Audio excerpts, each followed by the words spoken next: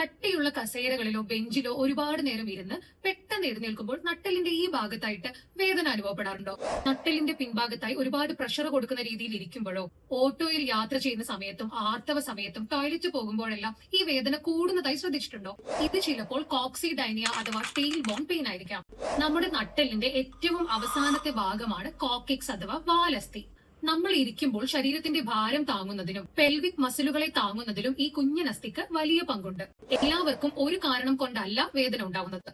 ചില ആളുകൾ വഴുതി വീഴുമ്പോൾ വാലസ്ഥി നിലത്തടിക്കുകയും നീരുണ്ടാവുകയും ചെയ്യുന്നു. ഇത് കാരണം പിന്നീട് വേദന ഉണ്ടാകാം.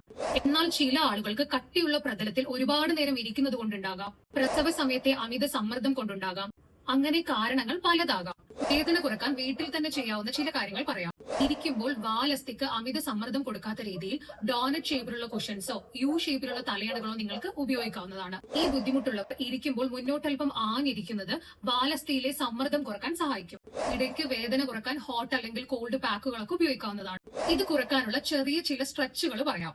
ആദ്യമായി കാറ്റ് കൗ സ്ട്രെച്ച്. ഇങ്ങനെ സ്ട്രെച്ച് ചെയ്യുമ്പോൾ നട്ടെല്ലിന്റെ വഴക്കം കൂട്ടാനും സമ്മർദ്ദം കുറക്കാനും സഹായിക്കുന്നു. അടുത്തതായി ചൈൽഡ് പോസ്. ഈ പോസ് നട്ടെല്ലിന്റെ താഴെയുള്ള ഭാഗത്തെ മസിൽസിന് അയവുണ്ടാക്കാൻ സഹായിക്കുന്നു. അടുത്തതായി നീ ടു ചെസ്റ്റ് സ്ട്രെച്ച്. ഇത് പുറംഭാഗത്തെ പേശികളുടെ സമ്മർദ്ദം കുറക്കാൻ സഹായിക്കുന്നു.